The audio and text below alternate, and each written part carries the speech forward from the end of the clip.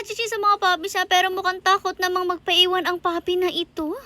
Hello Pack members! Welcome back to Husky Pack TV. Alam ko all of us hindi pa talaga nakaka-move on sa nangyari kay Cyber and ngayon nga ongoing yung cremation niya dahil nga po siya ay ating pinakrimate. And hindi na lang rin nga namin pinakita sa inyo basta alam nyo naman kung saan na kami nagpapakremate dahil nagawa na natin siya. Pero wag kayong mag-alala dahil papakita naman namin sa inyo kapag finally nakauwi na ulit si Cyber dito sa ating mansion yung mga abo niya. Anyways, for today's video, eto nga muna ang ganap dahil syempre tuloy pa rin sadya ang buhay dito sa mansion at ngayon nga naisipan ni mother na dalhin na itong isang puppy sa kanyang owner or own family. Bale magiging permanent family nga niya talaga ay taga dito rin at heto nagpaalam na rin nga siya sa kanyang mama Achichi at kamali-mali pa rin nga si Polgoso dyan. Grabe talaga si Achichi dyan, talagang tuwan-tuwa siya, akala niya ilalabas lang yung mga puppies niya, ang hindi niya alam ay bibigay na nga or pamaimigay na nga at ipapa-adapt itong kanyang puppy dahil malaki na rin naman sila. Pero hindi naman mapapalayo sa atin itong isang puppy na to as siya nga po pala ay male. Heto nga from a distance, nakaabang na nga ang pupuntahan ng puppy ito, walang iba kundi dito kina kuya which is dito rin nga kina Achichi or yung owner din mismo ni Achichi. Bale pumili nga kasi sa kanya ay yung mga taga dito pero hindi rin nga namin sure kung saan bahay siya pupunta, kung sa mga kamag-anak ba nila or dito naisipan mismo. Nga ni mother na deliver na ngayon personally eto mga puppy at hayan nga talagang nagtemblong pa yung isang puppy na yan sa sobrang saya niya pagsalubong sa bagong puppy. Natuwa nga siguro siya kasi sabi niya may kalaro na siya finally pero mukhang hindi naman makakalaro ang puppy na to kasi takot